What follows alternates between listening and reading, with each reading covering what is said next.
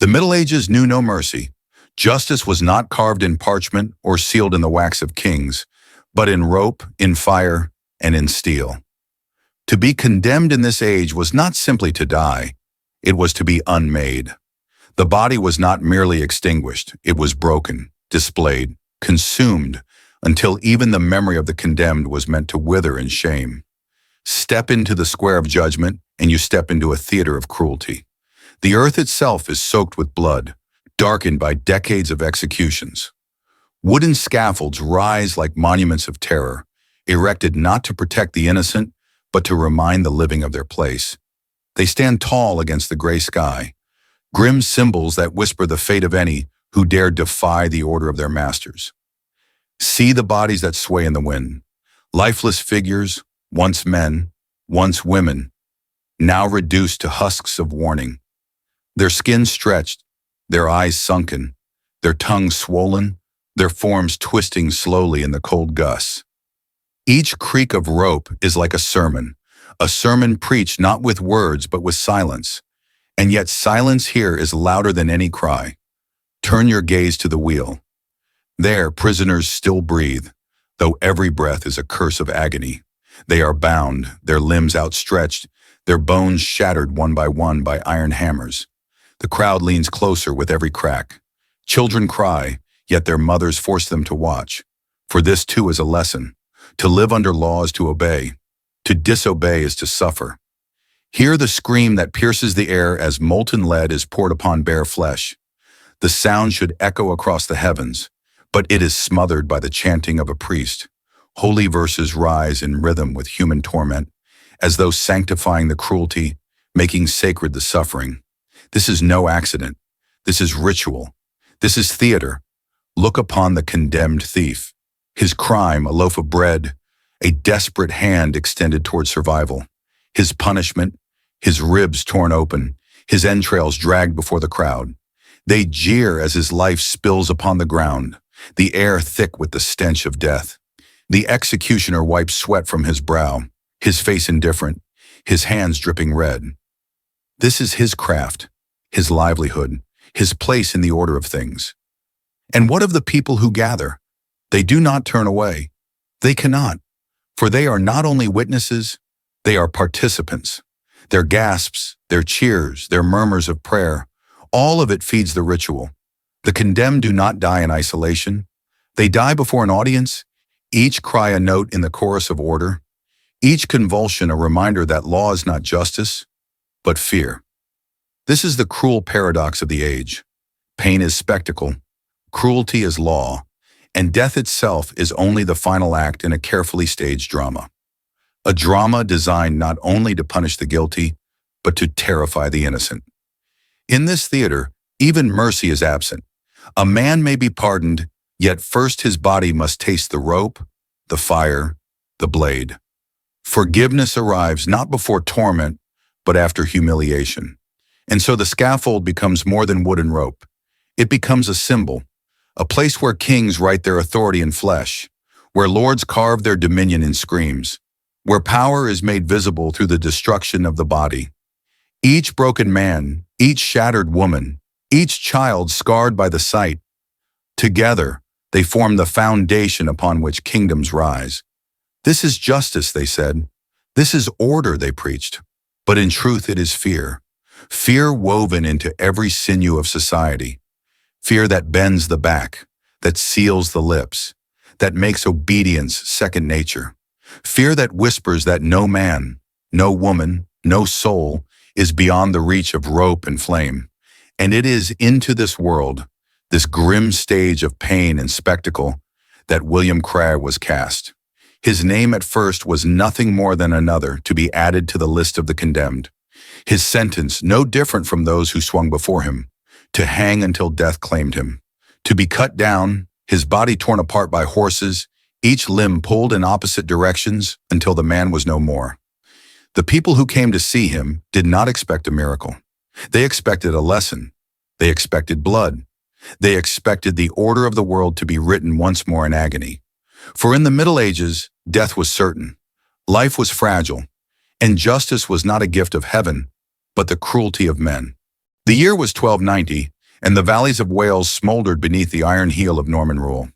Smoke curled above the hills, rising from villages left in ruin, each plume a silent testimony of conquest. Homes that once echoed with the songs of shepherds now lay in ashes. Fields, once green with harvest, were blackened by fire. The air itself seemed to carry the scent of defeat, of lives crushed beneath the weight of a foreign crown. Yet amid the ruin, there remained voices that refused to be silenced. Whispers of defiance carried on the wind, spreading from farm to farm, from hearth to hearth. And in those whispers, one name grew sharper, fiercer: William Cragh. He was no nobleman, no prince with armies at his call. He was a man of the soil, gaunt and hardened by toil. Yet within him burned a fire that chains could not smother, a defiance that rose from the marrow of his people. To the Norman lords he was nothing but a rebel, a thorn in their side. To the Welsh who had lost everything, he was a voice, a symbol, a man who dared to spit in the face of oppression. But defiance in such an age carried a price, and betrayal came swifter than mercy. A whisper exchanged in a tavern, a coin pressed into a trembling palm. This was all it took. One night, as the mist rolled thick across the valleys, soldiers came in iron helms, their torches burning like hungry stars. They hunted Cragh as men hunt wolves. Through forest and fen he fled, mud sucking at his feet, breath raw in his chest. Yet no man can outrun betrayal forever. When they seized him, there was no triumph in their eyes, only the dull satisfaction of duty. Shackles bit into his wrists, the cold iron gnawing his skin until blood welled beneath. They dragged him through the mire, through villages that had once cheered his defiance. Now those same people lowered their gaze, torn between admiration and fear. For to meet his eyes was to remember courage, but to show it was to risk the wrath of lords. Thus Cragh was hauled to Swansea, the fortress town where Norman law was carved in stone and cruelty. There, beneath the shadow of towers, he was cast into judgment. The trial was no trial at all, but a ritual, a theater as carefully scripted as the executions that followed. The Lord sat enthroned, his words heavy with scorn, his verdict written long before Cragh ever entered the hall. Rebellion, treason against the crown. For these crimes there is but one sentence. The voice echoed across the chamber, bouncing from stone to stone until it struck every ear. Death, not the swift mercy of an axe, but the slow ritual of terror. Hanging, followed by drawing and quartering. His body would be broken into fragments, scattered as warning. His memory would be unmade. His very name was to be drowned in blood. And the crowd that gathered did not mourn. They erupted. A roar of approval surged like a tide, eager, savage, expectant. For the people of this age had been taught that justice was a feast, and they were hungry for the spectacle. Yet in the midst of this storm of voices, there stood William Cragh, bound, bruised, dragged low by iron, but unbent. His body bore the marks of capture, his clothes stained with mud and blood, yet his eyes burned with something the lords could not extinguish. There was no fear in them, no plea for mercy, only fire, strange, unsettling, defiant. The fire of a man who knew that though flesh could be torn, spirit could not be quartered. The fire of a man who understood that even in death there lies the chance of legend.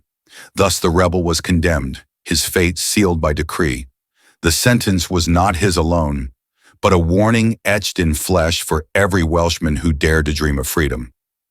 The scaffold awaited, the rope prepared, the horses restless with their burden yet to come.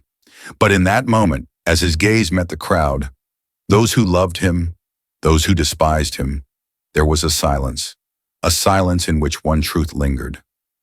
William Cragh had already defied them, for while his body was in chains, his spirit walked free, and no rope, no steel, no fire could claim it. The scaffold rose like a shadow against the storm. Rough-hewn timbers, darkened by years of blood, creaked in the wind, waiting once more to serve as the throne of death. Above it, clouds gathered heavy and merciless, as if the heavens themselves had come to bear witness. The square was alive with fever. Torches sputtered against the damp air, their flames tossing long, jagged shadows across the faces of the crowd. Drums beat in relentless rhythm, each strike a heartbeat of dread and anticipation. Men jostled for a closer view. Women pressed rosaries to trembling lips. Children clung to skirts, forced to watch, for to look away was to show weakness. And into this theater of cruelty, they dragged William Cragh. His body bore the marks of capture, skin split, face swollen, clothes clotted with dried blood. Each step up the scaffold was not his own but forced, soldiers hauling him like a carcass. Yet though his body faltered, his head did not bow. His eyes swept the multitude, catching fragments of their souls. Some spat at him, eager to prove loyalty to their Norman masters. Others turned away, whispering prayers for his soul, afraid even to let compassion be seen. And there were those who stared in silence, their breath caught, for they beheld not a traitor, but a man who carried the weight of their unspoken defiance. His name lingered on their lips, not shouted, but breathed, half curse, half prayer. The executioner stepped forward, a man cloaked in leather, his hands steady with the experience of many deaths. With no ceremony, no pause, he slipped the noose over Cragh's neck. The coarse rope scratched against skin already raw, pressing into the hollow of his throat. Cragh's gaze lifted once more, not to the Lord who condemned him, not to the soldiers who bound him, but to the sky, dark, endless, unyielding. The lever was pulled. The world seemed to stop. Cragh dropped. The rope snapped taut, and the sound echoed like thunder. His body convulsed violently, legs kicking against empty air, muscles twisting in desperate rebellion against the fate imposed upon him. His chest heaved, his throat strained against the tightening coil, eyes bulging, lips parting in gas that could not draw breath. Minutes dragged like eternity. Each second of his torment was watched, consumed, absorbed by the crowd. Some cheered, their voices breaking the air like knives. Others fell silent, too shaken to speak. And then, his struggles slowed. His body jerked once, twice, then hung slack. The rope swayed gently, as if rocking him into death's embrace. Silence fell, heavy, unnatural. The drums ceased, the torches crackled without rival. Death had claimed him, and the spectacle seemed complete. But the ritual was not over. The body was cut down, lifeless, his head lolling upon his chest. Yet to the law of the Normans, a rebel was not only to be killed, but to be unmade. 4 horses were led into the square, their breath steaming in the cold, hooves striking restlessly against the earth. Ropes were brought forth, thick and coarse, and fastened to his wrists and ankles. His limbs were stretched outward, his body spread across the mud like a canvas upon which cruelty would write its final verse. The crowd leaned forward. They knew what came next. They had heard of it whispered, but few had seen it done. To be quartered was not merely to die, it was to be torn apart, to become less than human, to vanish into fragments. And so they watched, eager, horrified, expectant, as William Cragh, the rebel, the condemned, lay bound to the will of kings, ready to be broken by beasts and by men. The square held its breath. The air itself seemed taut, stretched thin like the ropes that bound William Cragh. 4 horses strained against their harnesses, muscles rippling beneath glistening hides, their hooves stamping furrows into the earth. The executioners raised their whips, prepared to signal the rending of flesh, the breaking of a man into fragments. Every eye was fixed upon the lifeless body spread across the ground, slack, pale, the tongue swollen, the face emptied of all that made it human. And then, it happened. At first it was nothing more than a sound, so slight, so fragile it might have been mistaken for the hiss of the wind. But those who stood closest heard it, a cough, harsh, rasping, unmistakably alive. The body convulsed once, a shudder tearing through limbs that moments before had lain limp. The eyes, clouded in death, fluttered open. The gasp that followed did not belong to one man or woman. It belonged to the crowd entire. Like a wave, it swept across the square. Shouts, cries, prayers, curses. Some fell to their knees, hands trembling, declaring it a miracle wrought by heaven itself. Others recoiled in terror, crossing themselves, muttering of sorcery, of unholy pacts and dark magic. Mothers clutched their children. Old men wept. No one could look away. The executioners froze. Their hands, so steady, so practiced in the art of death, faltered. Fear flashed in their eyes, for they knew what they had seen. A man hanged, his body cold, his soul dispatched. They had watched the life leave him, seen the rope claim him, yet here he was, breathing, moving, refusing the dominion of death. And in that instant, the theater of cruelty faltered. The script, written in blood and certainty, was broken. The scaffold had claimed him. The crown had condemned him, yet death itself refused him. The soldiers looked to one another, uncertain. The horses stamped impatiently, their nostrils flaring, sensing the unease of their masters. The ropes creaked as the condemned shifted upon the ground, battered and broken, yet unmistakably alive. For the first time, those who wielded power hesitated. The Lord who had decreed his death sat silent, his command turned to dust. Priests muttered, unsure whether to brand this man as heretic or to proclaim him chosen by God. The people themselves no longer knew what they were meant to believe. For if death could be defied, then perhaps so too could the crown. Cragh's body bore every mark of suffering, the bruises of chains, the burn of rope, the pallor of near death. Yet within him glimmered something no torment could extinguish. His chest rose and fell, shallow but steady. His eyes, once swollen and dim, now flickered with the faint light of consciousness. It was not triumph, not yet, but it was life, and life was enough. The soldiers loosened the ropes, one by one, as though afraid to touch him, as though their hands might be burned by the presence of something beyond mortal comprehension. The crowd surged forward, then drew back, caught between awe and fear. Cragh lay upon the mud of the square, a man broken, battered, condemned, and yet not destroyed. For centuries, men had died on the gallows. None had returned. Until now. What name could be given to such a moment? Some called it sorcery, others whispered of demons. But many more looked upon it with trembling hearts and dared to believe it was a miracle.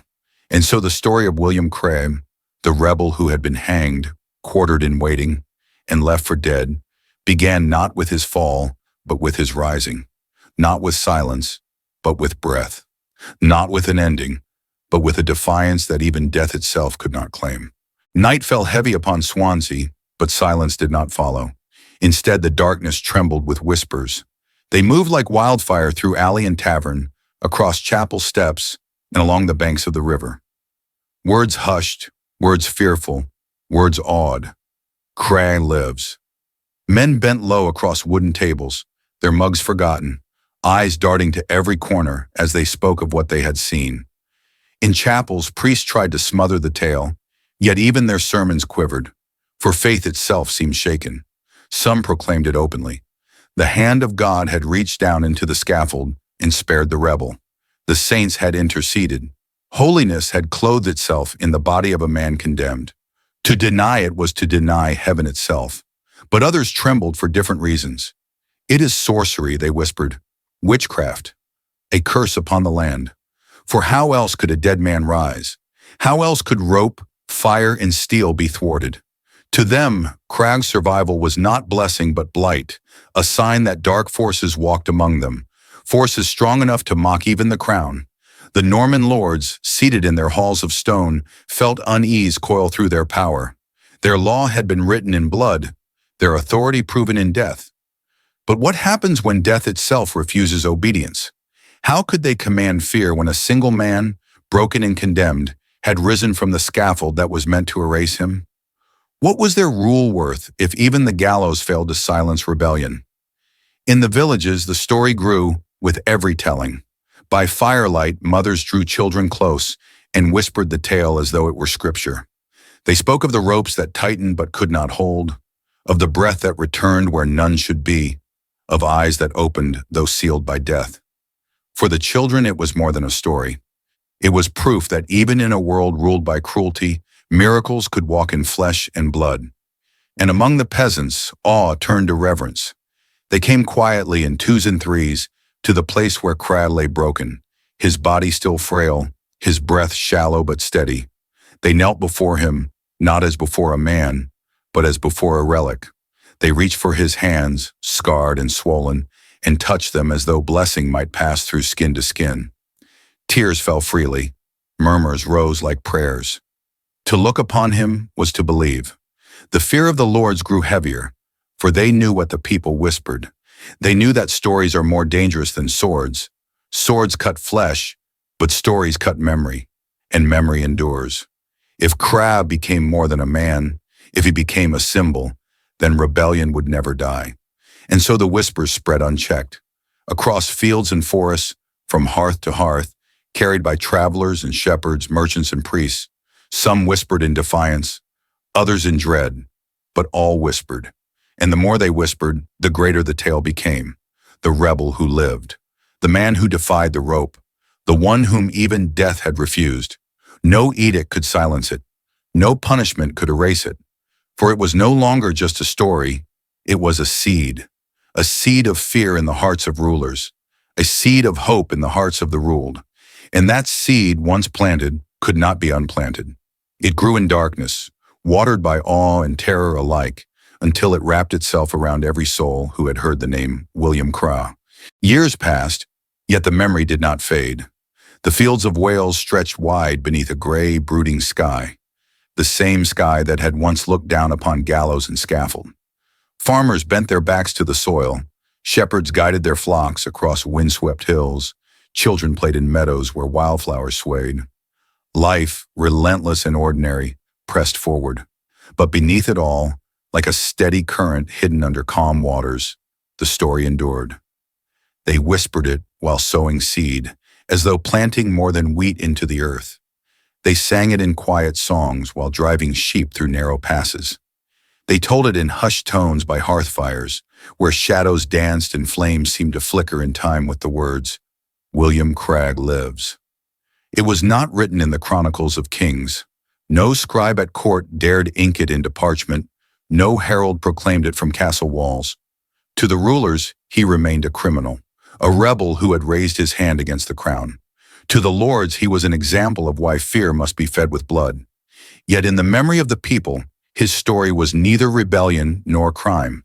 It was deliverance. They called it a miracle. Not the miracle of saints in stained glass windows, not the miracle sung in Latin by priests beneath vaulted stone, but the miracle of a man who should have died and did not. The miracle of breath returned to lungs crushed by rope. The miracle of eyes opening when death had already closed them. For the poor, it was a sign that heaven itself had not forgotten them. That even in an age of iron, when cruelty reigned and hope was a fragile ember, God might still move among them, not in thrones or crowns, but in the battered body of a rebel who refused to die. And so William Cragh became more than a man. He became a tale, a symbol, a warning, and a hope. His name was carried not on banners but in memory, passed from father to son, mother to daughter. Children grew up hearing of him, not as traitor, but as legend. His survival became proof that power is never absolute, that the rope may tighten but not always prevail, that even death itself can be defied. The Norman lords could command soldiers, levy taxes, and burn villages, but they could not command memory. They could silence voices in the square, but not whispers by the fire. They could raise scaffolds and gallows, but they could not tear down the story that had already taken root in the hearts of the people. And so the legend of William Cragh outlived the men who condemned him. Long after their castles crumbled, long after their names were forgotten, his endured. He became a specter that rulers feared and peasants cherished, proof that authority built on cruelty is fragile, that fear may chain the body but cannot wholly claim the soul. They called it a miracle, not written in chronicles of kings, but in the memory of the people. William Cragh, hanged, drawn, and yet alive, endured not as a traitor, but as a legend. Proof that even in an age of iron, when cruelty reigned, the human spirit could defy the rope, the blade, and even death itself. And as the echo of the tale fades, so too does the world of scaffold and square. The drums grow distant, their beat slowing until only silence remains. The fields of Wales stretch endless beneath the gray sky, And in that silence, his name lingers still, carried not in books, but in breath, in memory, in the enduring defiance of the human spirit.